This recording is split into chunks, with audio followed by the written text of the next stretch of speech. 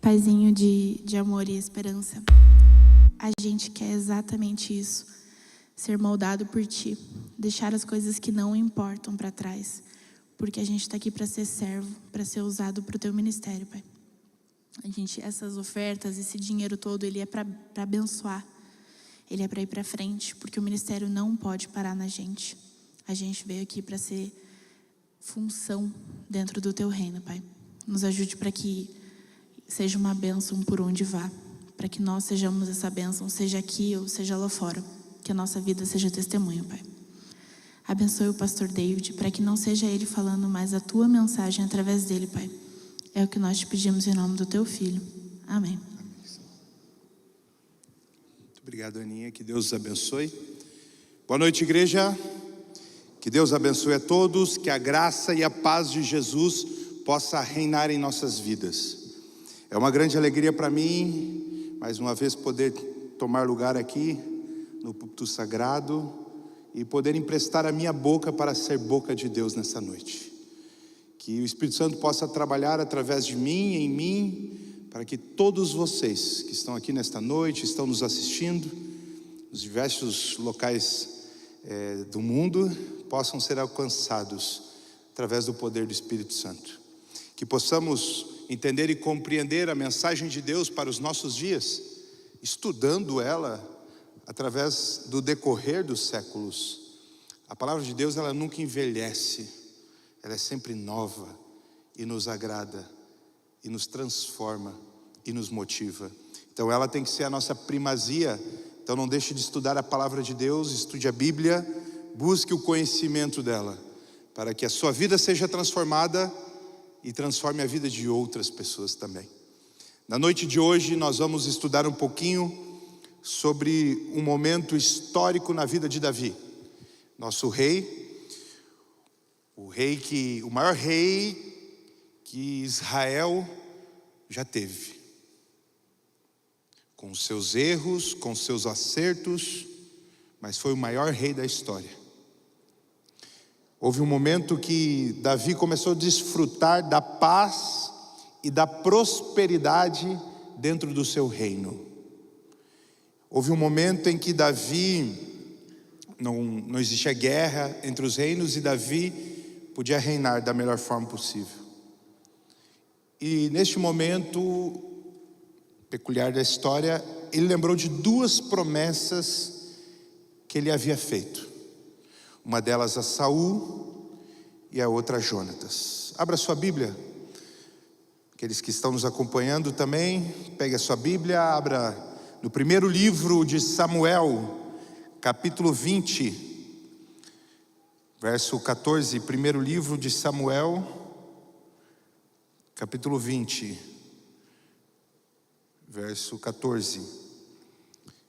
E a palavra de Deus diz assim, através de Jonatas, a primeira promessa que Davi fez: e que você me trate com amor e lealdade do Senhor, quando eu viver, mas se eu morrer, trate minha família com esse amor leal, mesmo quando o Senhor eliminar da face da terra todos os seus inimigos. Então Jonatas assumiu um compromisso solene com Davi e sua descendência e disse que o Senhor destrua todos os inimigos de Davi. E Jonatas fez reafirmar seu juramento de amizade, pois Jonatas o amava como a si mesmo. Aqui nesse momento nós vemos então a alegria deste servo do príncipe, que entendia e compreendia o chamado de Deus para a vida de Davi. Jonatas, da família real, entendia e compreendia que Davi seria rei pela vontade de Deus. E a palavra de Deus disse que esses dois homens eram muito amigos, grandes amigos, e que Jonatas amava Davi como amava a si mesmo. Em toda a Bíblia, ao decorrer da história, nós não encontramos uma amizade tão sincera e leal quanto a amizade de Davi e Jonatas. Quando Davi estava sendo condenado à morte por Saul, Jonatas, ele atravessava desertos e o exército do seu próprio pai, colocando a sua vida em risco para salvar a vida de Davi. Quem faz isso por você nos dias de hoje? Quem é seu amigo? Ou que tipo de amigo você é? Qual é a sua lealdade para as suas verdadeiras amizades? Jonatas era leal a Davi. Nós também temos a promessa que Davi fez a Saul. A promessa que Davi fez a Saul se encontra em 1º livro de Samuel também, capítulo 24, versos 5 a 8. 24, 5 a 8. Diz assim: sua consciência, porém, começou a perturbá-lo por ter cortado a borda do manto de Saul. Por isso disse a seus homens: que o Senhor me livre de fazer tal coisa a meu Senhor, ungido do Senhor, e ataca aquele que o Senhor ungiu, e aquele que atacar aquele que o Senhor ungiu. Assim Davi conteve seus homens e não deixou que matassem Saul, depois que Saul deixou a caverna para seguir seu caminho. Nesse momento, então, Davi estava fugindo da perseguição que Saul estava fazendo contra ele. E antes de ser atacado, Saul teve vontade de ir ao banheiro. A Bíblia deixa bem claro ali no original que Saul foi fazer as suas necessidades primárias lá na caverna onde Davi e seus homens estavam escondidos. E naquele momento que Saul ficou de costas, de cócoras, né, como a Bíblia diz, e de costas para Davi, os soldados de Davi disseram: ó Davi, agora é seu momento. Não é este que te persegue para a morte? Acaba com a vida dele. Então Davi, ele cita esse texto e: quem sou eu para tocar na vida do ungido do Senhor? Olha o respeito que Davi tinha pela pessoa de Saul. E naquele momento então, Davi então só avançou, e mesmo assim o seu coração ardeu em tristeza quando cortou parte do seu manto. E cortando parte deste manto, nós vemos então que Davi mostrou para Saul que ele teve a oportunidade de tirar a vida de Saul, mas não o fez, porque ele era fiel ao rei a qual ele servia, né? No verso 20, mesmo capítulo, né? 24, verso 21 e 22 diz assim. Capítulo 24, versos 21 e 22. Jure-me, agora Saul falando para Davi, né? Jure-me pelo Senhor que quando isto acontecer, ou seja, Davi assumir o reino, você não eliminará minha família, nem destruirá meus descendentes. Então Davi fez a Saul este juramento. Saul voltou para casa, mas Davi e seus homens foram para a sua fortaleza. Então Davi, naquele momento, ele, pela fidelidade ao rei, ele entendeu e compreendeu e fez uma promessa que manteria a descendência de Saul sobre a terra. Não só pela amizade que ele tinha com Jonatas, pela lealdade de Jonatas, mas também por Saul ser um ungido do Senhor. Quão fiel era este servo? Quão fiel nós somos? Quão leais nós somos nos dias de hoje? O mundo carece de pessoas leais. O tempo passou, Saul e sua família morreram em batalha. Os arautos foram, anunciaram ao reino e aos responsáveis em torno do palácio que a família real havia morrido.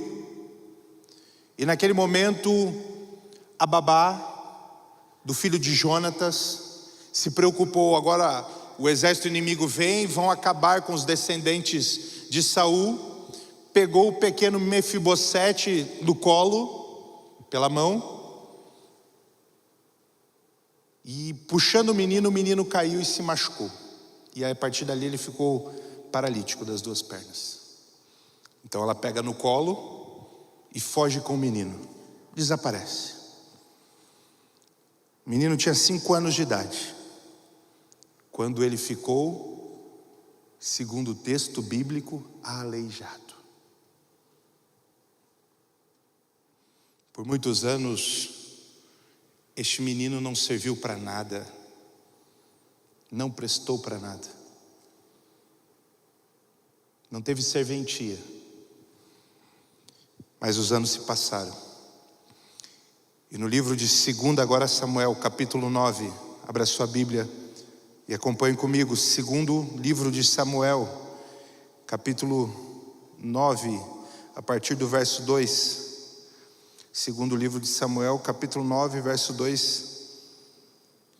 Nós encontramos a história da lembrança que Davi teve sobre os descendentes de Saul e Jonatas. Então, naquele momento, Davi então chama a todos no palácio e pergunta: alguém sabe se há ainda na nossa terra um descendente de Jonatas, ainda vivo? Todos ficaram quietos. Mas existia ali entre eles um antigo servo da casa de Saul. Este servo se chamava Ziba. Ziba, ele tinha muito conhecimento das coisas que aconteciam nas terras de Davi. Então Davi mandou chamar, e no verso 2 assim: havia um servo da família de Saul, cujo nome era Ziba, e o trouxeram a Davi. Agora Davi fala: você é Ziba? Perguntou o rei. Ziba responde: sim, seu servo, meu senhor. Então o rei lhe perguntou: resta alguém da família de Saul? Se resta, gostaria de mostrar a bondade de Deus para com ele. Um dos filhos de Jonatas ainda está vivo, respondeu Ziba. Só que ele é aleijado dos 2 pés. Ziba era o fofoqueiro da corte. Ele sabia tudo o que acontecia. Ele tinha muito conhecimento, uma família de servos, tudo o que acontecia por detrás das cortinas. O costume daquela época, quando o rei assumisse, era terminar com a descendência do antigo rei, para que, se um dia insurgisse uma rebelião, esse descendente não quisesse tomar o trono para si. Então Ziba falou que existia um descendente. A pergunta é: o quão leal foi Ziba a Davi? É seu servo leal, como diz ele, ou foi leal a Saul, seu antigo rei? Porque até então ele havia escondido que o menino Mefibosete estava vivo. Agora ele traz aqui uma palavra um pouco preconceituosa. Ele olha para Davi e disse: esse menino é aleijado dos 2 pés. Ou seja, olha, rei, você quer ser fiel à sua promessa, você quer ser bondoso, trazer um menino para o palácio real? Olha esse mármore bonito, olha esses tapetes aveludados, olha essas belas artes. Eu acho que não combina com um menino aleijado dos 2 pés. Não combina. Ziba, ele tinha um preconceito, pois ele enfatizou a dificuldade do menino. Não foi a pergunta de Davi. Davi perguntou se havia alguém vivo ainda. E Ziba trouxe o seu preconceito sobre toda a resposta. No verso 4 diz assim: onde ele está? Perguntou o rei. Ziba respondeu: ele está em Lodebar, na casa de Maquir, filho de Amiel. Lodebar. Lodebar, no seu original, diz que é uma terra que não existe pastagens. uma terra infértil, a terra do esquecimento.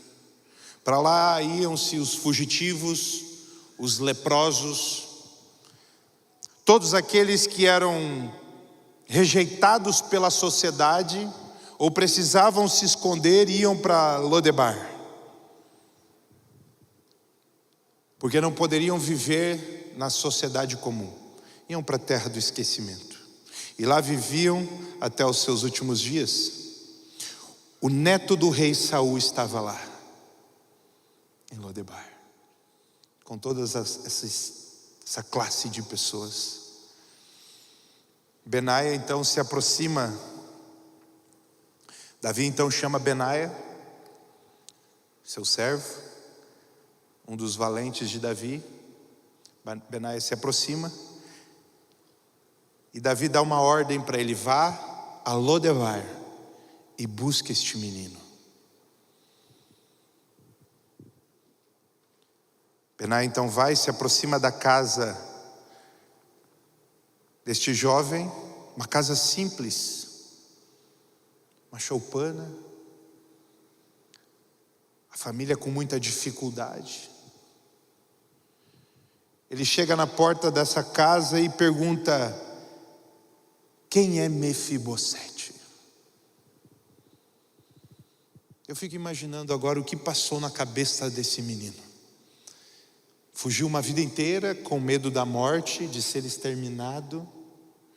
Alguém que não tinha, aos olhos humanos, valor nenhum, utilidade nenhuma, já estava na terra do esquecimento para ser esquecido. Aparece agora um servo do rei, um soldado do rei, e pergunta: quem é Mefibosete? Amados, esse momento da história aqui é muito forte. Deus, ele vai em busca de todos nós, em qualquer lugar do mundo. Nós não estamos numa terra do esquecimento. Nós não estamos na terra dos rejeitados. Hoje em dia nós olhamos ao nosso redor, não vemos solução nenhuma para a nossa história. E a desesperança chega em nosso coração e pergunta: até quando, Senhor? Ou será que Deus existe? Nos últimos dias eu tenho visto muitas pessoas assumindo a identidade do gnosticismo, ou da descrença em Deus, do ceticismo, da rejeição do divino. Talvez por se sentirem esquecidos ou rejeitados. Mas aqui o rei Davi representa Deus, e ele manda a mim e a você ir ao mundo buscar os rejeitados. Estamos sendo fiéis a esta ordem. Sou pastor da área de evangelismo aqui dessa igreja. E nós temos um grande desafio, queridos: acelerar ou apressar a volta de Jesus. Para isso precisamos espalhar a mensagem do Senhor, o recado de Deus, o chamado de Deus para a terra de Lodebar, para a terra dos esquecidos. Por isso Deus nos instiga a servir, a sermos anjos, ou seja, arautos, mensageiros, soldados enviados para buscar os necessitados, não para levantar guerra, mas sim trazer paz. E se nós não cumprirmos a ordem como Benaia cumpriu, pasmem, não vai para o céu. A Bíblia diz que só vai entrar no reino do céu quem tiver uma estrela na coroa. Uma estrela na coroa. Se você não tiver uma estrela na coroa, você vai ser a primeira estrela cadente. Vai cair. Porque se você está aqui para se salvar, e não se preocupa com a salvação dos outros, você vai cair. Não há apostasia na vida de quem trabalha, na vida de quem serve, na vida de quem cumpre a missão. A apostasia não tem espaço. Esse menino tremeu as pernas,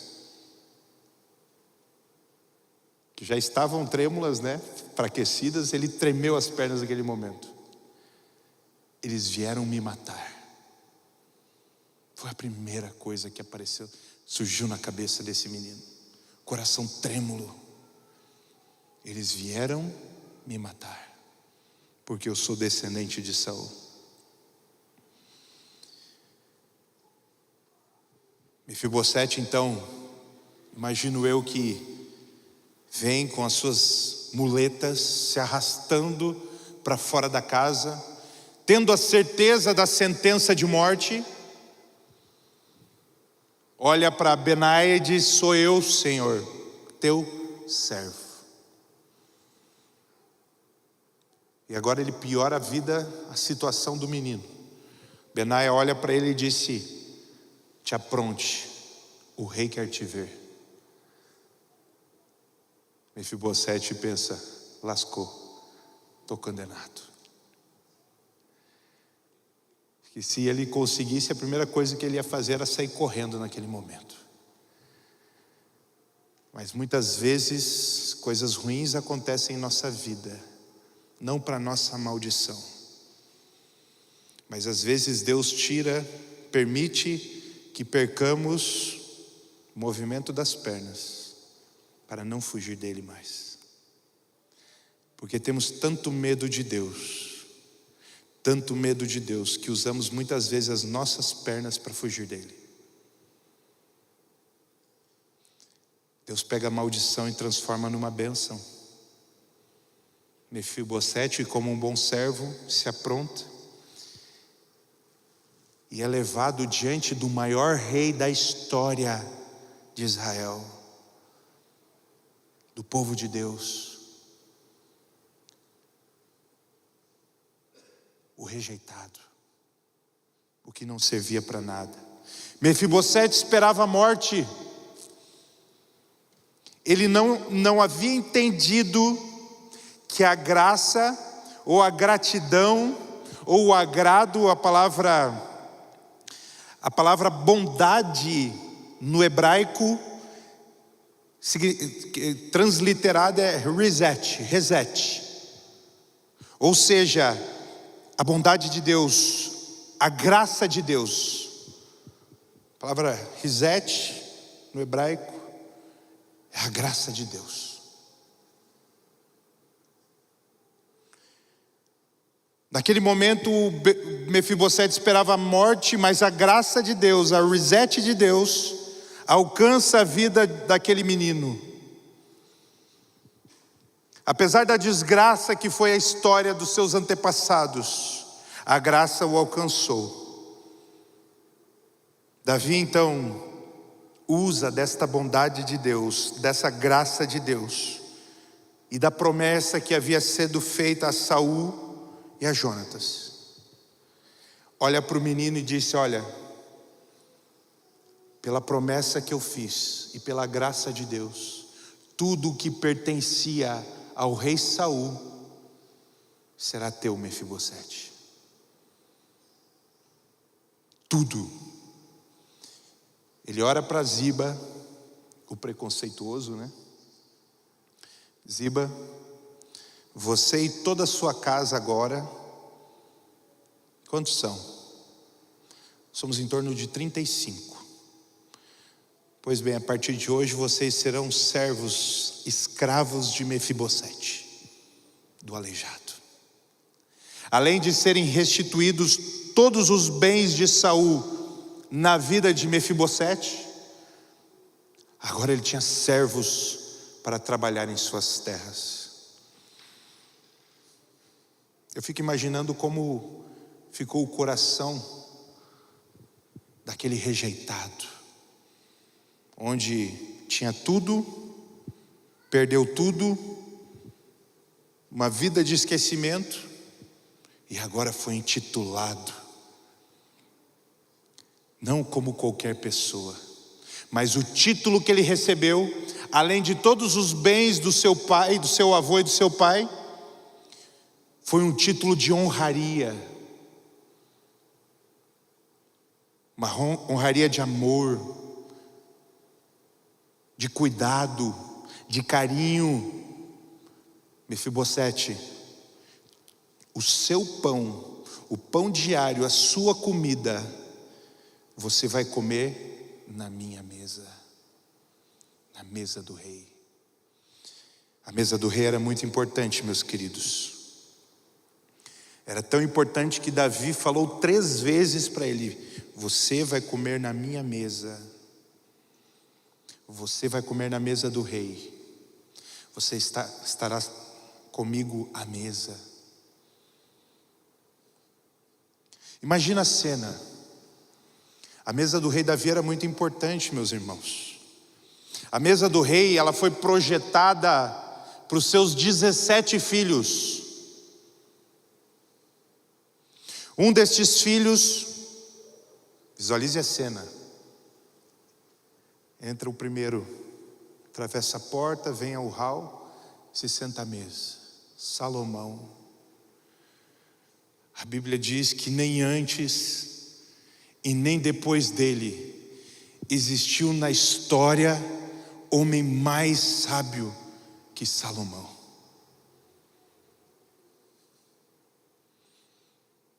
Que peso, não? Só por Salomão já valia a pena sentar a essa mesa. Depois vem o segundo filho, o Miss Universo, Absalão. A Bíblia diz que em toda a terra não se viu o homem mais lindo como Absalão. Creio que seja tipo eu assim, mais ou menos. Porque Saul era bonito. A Bíblia diz que ele foi escolhido rei para ser bonito, né? Agora diz que a Bíblia diz que Absalão foi o homem mais lindo que a terra já viu. Além dos 17 filhos, um melhor do que o outro. À mesa de Davi sentava um grupo de homens seletos. 37. Quem lembra? Quem era? Os valentes de Davi. Os valentes de Davi começou, então veio o primeiro. Vem se aproximando um grande homem. Esse homem, ele era tão fiel ao rei, tão fiel que num momento, num calor da guerra, ele se encontrou sozinho no meio de muitos homens do exército inimigo. Esse homem, então, ele pega a sua espada, aperta na mão, levanta a sua espada e sozinho ele grita pelo Senhor e por Davi. E ele luta o dia inteiro com aquela espada na mão e acaba com a vida de 800 homens, segundo a palavra de Deus. A Bíblia diz que ao pôr do sol, ele todo ensanguentado, a espada não caía da sua mão. Tão forte que foi a guerra, a carne fundiu com a espada. Esse era um dos homens. Depois vinha 3 homens aqui, grandes homens. Um dia Davi estava caminhando pelo castelo, e os homens dele estavam ali perto. Davi só exclamou assim, falou para si mesmo, né? Que sede, que vontade de beber uma água, mas eu não queria essa água aqui não. Eu queria aquela água lá das fontes de Belém. O pH daquela água é diferente. É tipo aquele esfirré, pH diferente. O sabor é aveludada. Mas eu sei que os filisteus tomaram conta de lá e tudo bem. Um dos três ouviu o desejo de Davi, chamou os outros dois e disse o seguinte: o rei está com sede e ele quer água daquela fonte, lá de Belém. Um deles disse assim: mas o exército filisteu está lá, cercando aquela fonte, a gente vai lá só para buscar água? Aí o terceiro olhou para ele e disse assim: qual o problema? Bora. Diz a palavra de Deus que esses três homens foram para lá, entraram na calada da noite, e quem entrou no caminho deles foi morto. Aqueles três homens encheram uma cumbuca de água, trouxeram diante do rei e disse: rei, aqui está a água que o senhor queria beber. Davi, preocupado, disse: que água? Das fontes de Belém? Os homens disseram: sim, meu rei, essa água é sua. O seu desejo é uma ordem.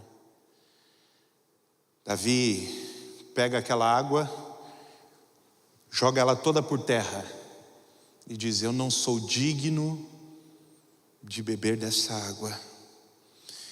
E louvado seja Deus pela fidelidade dos homens que eu tenho.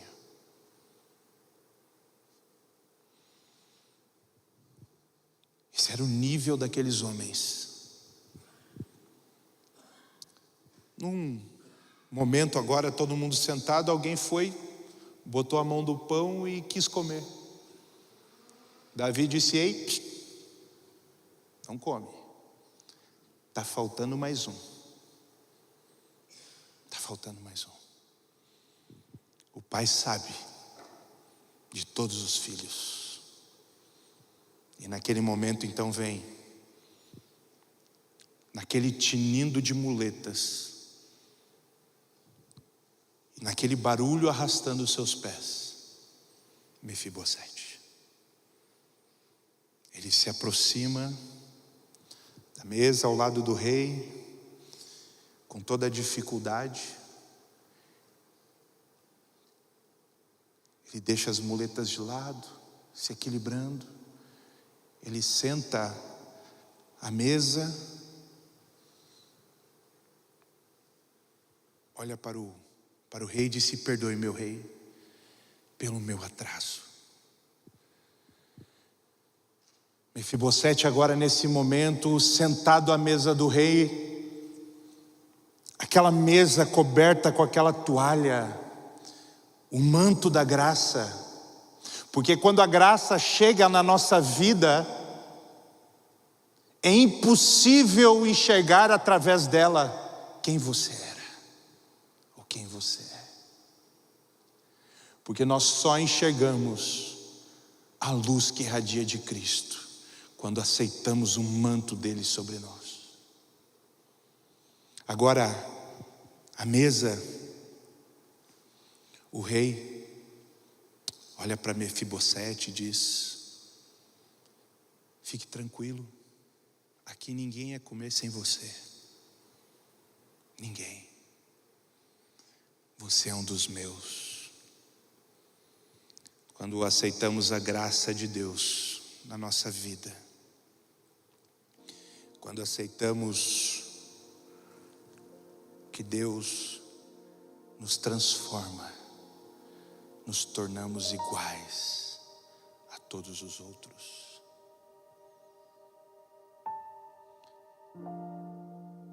Quais são suas dificuldades hoje? Quais são os seus problemas? Deus, Ele quer transformar a sua vida. Ele quer que a sua reset faça um recomeço na sua história. Ele quer que a graça recomece a sua história. Mas para isso nós temos que aceitar o chamado de Deus para a nossa vida. Muitas vezes olhamos para a nossa vida e não nos achamos dignos de sentar à mesa do Pai. Mas é lá na mesa do Pai, onde nós todos comungamos juntos, que nos tornamos iguais. É lá que a graça nos alcança. É lá que somos transformados. E nem eu tenho primazia e nem você. Todos vamos comungar juntos. Todos estaremos juntos naquele momento. Mas para isso você precisa aceitar o teu chamado. Você tem potencial. Você não é rejeitado. Saia da terra dos esquecidos, saia de Lodebar. Lá não é seu lugar. O seu lugar é aqui, com o povo de Deus. Mas para isso hoje você precisa entregar a sua vida nas mãos dele. Talvez você já aceitou esse chamado, mas está com vergonha de sentar à mesa, está com vergonha de assumir isso na sua vida. Meus queridos, Jesus morreu por mim e por você. Estendeu uma escada no abismo que existia, nos separando do Pai. O direito de herança nos foi dado novamente através de Jesus. E você não pode guardar isso para você mesmo. Não pode ser egoísta e querer só para você, ou rejeitar este presente, rejeitar essa herança. Isso pertence a você. Por isso hoje, neste momento, gostaria de chamar aqui o cantor desta noite.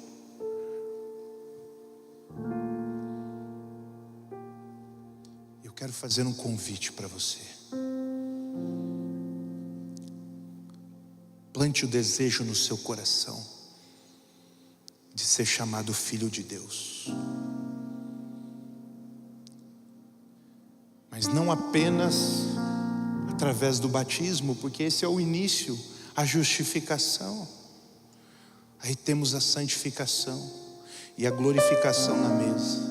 Jesus está te chamando. Faça esse plano. E se você aceitar o chamado, coloque-se em pé e vamos falar com Deus.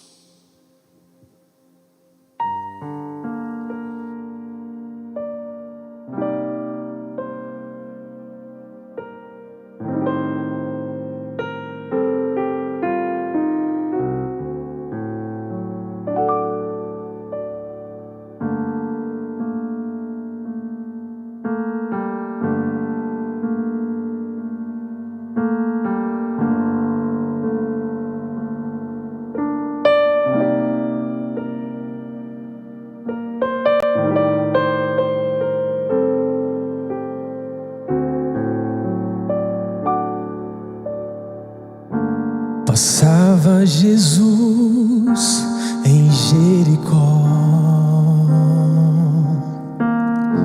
queria salvar um pecador, um homem em meio à multidão, se ergueu ali para ver Jesus. Jesus o olhou e o compreendeu. Podia ver o seu coração. Zaqueu, desce e recebe o perdão, salvação eu lhe darei, filho meu.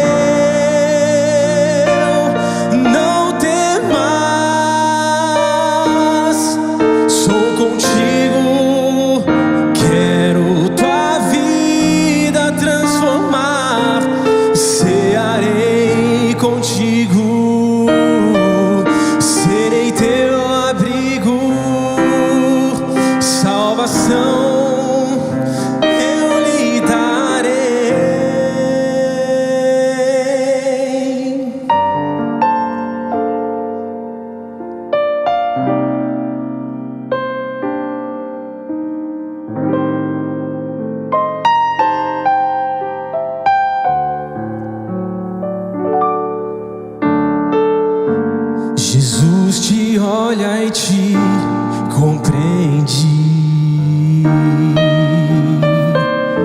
Jesus pode ver o seu coração. Jesus quer te dar hoje o perdão, quer te dar salvação. Filho meu, não temas, sou contigo, quero tua vida transformar, cearei contigo, serei teu abrigo, salvação eu lhe darei. Filho meu, não temas,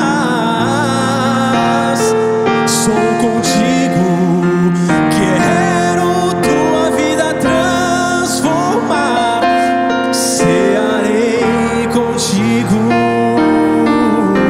serei teu abrigo, salvação eu lhe darei.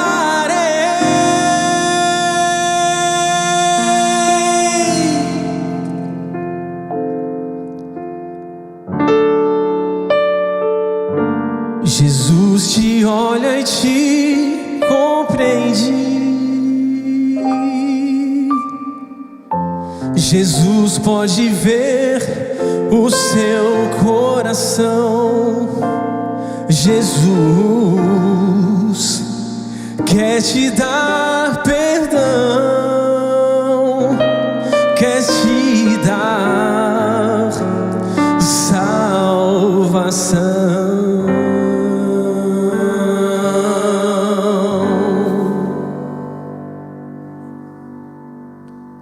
Jesus nos salva.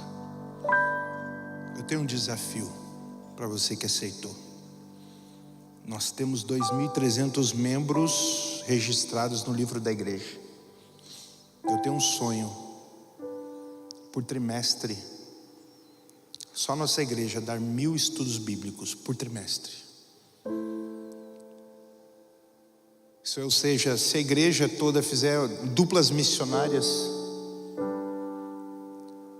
vai dar um para cada dupla. Ainda tem uma margem de erro aí. Espero que para mais. A estatística bíblica, através da parábola do semeador, cada 4 pessoas, cada 4 estudos bíblicos, uma se batiza. 25%. Eu quero que Jesus volte logo. Amém. Coloque o desejo no seu coração de dar um estudo bíblico ano que vem. Temos várias ferramentas do WhatsApp, vídeos. Os colegas instrutores bíblicos vão te apoiar, todos eles. Mas não saia daqui nesta noite sem colocar no seu coração com quem você vai estudar a Bíblia ano que vem. São 4 trimestres, 4 pessoas. E vamos alcançar essa meta. Em nome de Jesus. Oremos. Grandioso Deus, maravilhoso Pai, louvado, engrandecido, exaltado seja o teu nome, Senhor. Obrigado porque o Senhor nos salvou. Obrigado que o Senhor nos deu a oportunidade de estarmos aqui, alcançando a nossa salvação. Mas não queremos guardar isso só para nós. Queremos ir em busca dos rejeitados. Na terra onde não existe nada, nos envia para lá, Senhor. Buscar os nossos irmãos, os pródigos que um dia estiveram entre nós e hoje não estão mais. Aqueles que a sociedade acha que não tem mais solução, mas para o Senhor tem. Nos use poderosamente, Pai, para todos sentarmos à sua mesa muito em breve. Esta é a solução para ver o Senhor voltar. O Evangelho sendo pregado em todo o reino. para testemunho de todas as nações, o meu e o nosso. Em nome de Jesus, amém, Senhor. Que Deus os abençoe. Olá, não saia daí não, viu? Muito bom que você esteve participando conosco desse culto de adoração a Deus. Ficamos muito felizes com isso, com a sua participação.